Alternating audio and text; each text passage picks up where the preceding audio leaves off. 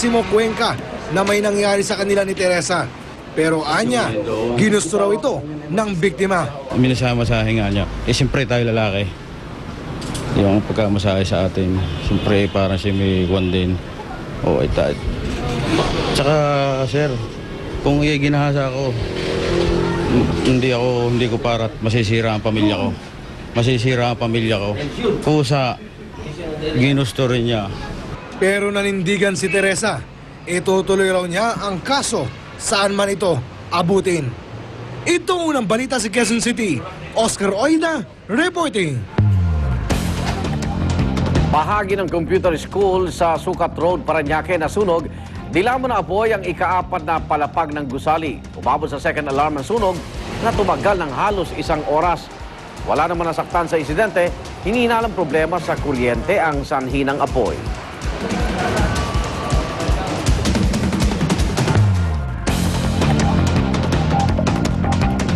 May edad na lalaki na arestado po sa matapos siyang umano'y molestyahin niya ang isang dalaga sa Tarlac City. At salpukan ng honor-type jeep at tricycle sa Balanga, Bataan, 6 ang sugatan.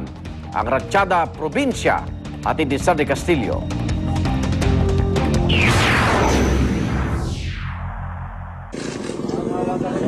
Nagmistulang mga lukot na lata ang isang owner jeep at isang tricycle matapos magsalpukan sa MacArthur Highway sa Balanga, Bataan. 6 ang sugatan sa banggaan.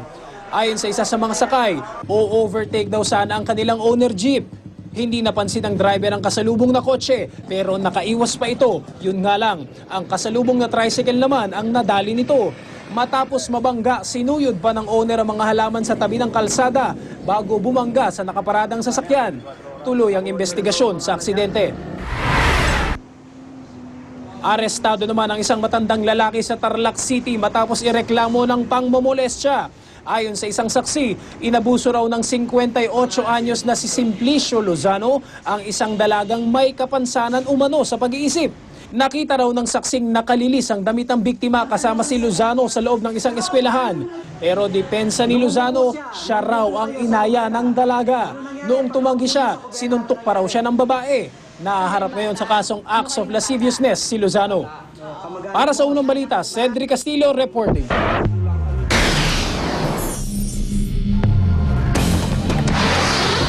Dalawang bangkay iniwan sa labas ng bahay ng isang dating opisyal ng pulis sa Mexico. Kinilala ang mga biktima na mismong pamangkin ng dating traffic police chief. Kasama ng mga bangkay, may natagpo ang mensahe ng pagbabanta laban sa mga sumusuporta sa isang kilalang drug cartel sa Mexico. Sa ibang bahagi naman ng Mexico, natagpuan naman ang putol-putol na bahagi ng katawan ng dalawang pulis na matagal nang nawawala. Isang footbridge sa Taguig City ang inireklamo ng mga residente roon. Sa halip daw kasi na mapakinabangan, peligro pa raw ang hatid nito sa mga tumatawid. Narito po ang aking report.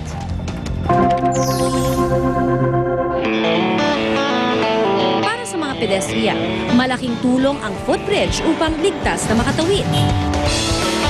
Pero para sa mga taga-barangay Pinagsama, Taguig City, imbis na makatulong, sakit sa ulo ang dulot ng footbridge na ito sa kanilang lugar. Ito po ang inireklamong footbridge dito sa may C5 sa barangay Pinagsama, kung saan samot-saring problema po ang sumalubong sa amin. Una na po riyan, yung napakababa at kulang-kulang na mga railings. Baka po kasi pag dumungaw ako, tas may tumulak sa akin, mahulog po ako. Bitak-bitak na simento, sira-sirang bubong, napakatatarik na hagdan. Sa aming matatanda, lalo na may bitbit kami, pag maghakbang kami dyan, mataas. Kaya nahirap ako. At syempre pa, pag kayo po ay nakatapak dito mismo sa C5 footbridge na ito, mararamdaman ninyo yung pag-uga mismo na ng footbridge. Si Johnny, residente ng barangay, hindi na nagdalawang isip pa na ipagbigay alam sa GMA Text Balita ang kanyang reklamo. Marami po mag-a-agree na taga rito sa amin na delikado po yung tulay. Kaya yun po yung naging instinct ko na i-text sa GMA. May paalam din po sa mga kinaukulan natin sa MMDA. Para maaksyonan ang problema, inimbitahan namin ang Metro Manila Development Authority o MMDA upang kanila mismong maranasan ang kalbaryo ng mga taga-barangay Pinagsama. Ang immediate solution natin dito is lalagyan namin to ng backhoe wireless namin. Meron pa din tayo napansin na napakatarik. Tsaka napakataas nung unang hakbang di ba, doon sa hagdanan. Magagawa na lang natin, lagyan natin ng isang steps pa, yung doon sa baba. Maging ang lokal na pamahalaan ng Taguig, aminado ring nagkulang sa nasabing footbridge. Nagkulang kami siguro dahil di namin namorgo, dahil hindi na pinanam sa amin. Hindi namin alam eh. Ang laki ng Taguig eh, kukunti lang ang tao namin. Pero ito, ano lang ito, maliit lang ito, kaya hindi namin na masyado. Concern kami sa talagang dinadaanan ng mga sasakyan. Ito, tao lang, halos ang dumadaan. Naku, engineer, hindi po ba mahalaga rin ang kaligtasan ng mga taong tumatawid? Matapos marinig ang paliwanag ng mga kinauukulan, hinamo namin sila na mabigyan ng konkretong aksyon ang nasabing problema. Susulat kami sa City of Taguig para ipalam namin yung problema. Katapos bago namin lagyan ng fencing, hingi muna kami ng clearance. Mga gaano katagal naman po kaya ito mangyayari? Ay, kung mabigyan kami na ng permit, within 2 weeks, kompleto na yung bako dito kasama na yung kulang na pipes. Nangako naman ang Taguig City Government na sila ay agad napapayag sakaling mag-secure ng permit ang MMDA. Bibigyan namin kagad sila ng permit, walang problema. Gayunpaman, nagsagawa na rin sila ng alternatibong plano para mabigyan ng bago at mas matibay na footbridge ang barangay Pinagsama. Within this month, tapos itong bridge na ito. Sana ho huwag mapako ang inyong pangako alang-alang sa seguridad at kaligtasan ng inyong nasasakupan.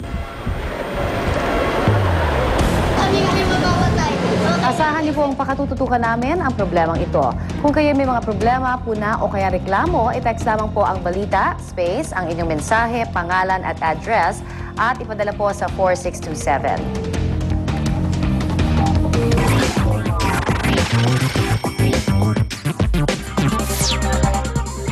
Jennifer Love Hewitt ipinopromote ang kanyang bagong relationship book na The Day I Shot Cupid. Kaso lang po medyo hindi yata maganda ang timing dahil kaka-anunsyo lang niya ang breakup nila ng kanyang actor, ex-boyfriend na si Jamie Kennedy. Hay nako. Maging siya raw po ay sinunod ang isa sa mga payo niya sa libro tungkol sa pakikipaghiwalay sa minamahal. Hayaan ang sariling magdalamhati sa loob ng 3 araw at pagkatapos ay simulan ng mag-move on. Kapansin-pansin din ang bagong gupit ni Jennifer na ayon sa iba ay breakup haircut daw. Pero ang sabi ng aktres, gusto lang naman daw niyang magpagupit at walang kinalaman ito sa natapos niyang relasyon. Annual Theater Honors na backstage at the Geffen, dinaluhan ng naglalakihang artista. Nako, talaga namang star-studded yan, I'm sure. Kabilang po dyan si Christine Chenoweth na ginawaran ng distinction in Theater Award. Dumalo rin sina Clint Eastwood, Christina Applegate at si Veronica Mars, star Kristen Bell. Taunang dinaraos ang fundraising event para sa Stage for Any Age program na nagdadala ng theatrical performances sa mga kapuspalad na pamilya. Thanks for tuning in, guys. Ako po si Lou Andy, ang inyong morning kachikahan. Magkita-kita po tayo muli bukas dito lang sa Unang Chika. Para makatanggap ng mga pinakabagong balita via text, i-type lang po ang GMA News Space On at isend sa 4627. At yan po ang mga unang balita sa umagang ito. Para pa rin sa mga nagbabagang balita, tumutok lang dito sa GMA. Mula sa tahanan ng katotohanan, sa ngalan ni Rhea Santos, ako po si Connie Sison. Kung may balita i-report sa GMA News, i-text ang balita space, message space ang inyong pangalan at address padala sa 4627. Sa ngalan ng bumubuo ng GMA News and Public Affairs ang impila ng serbisyong totoo. Mga igan, ako naman Arnold Glavio, ito ang unang balita.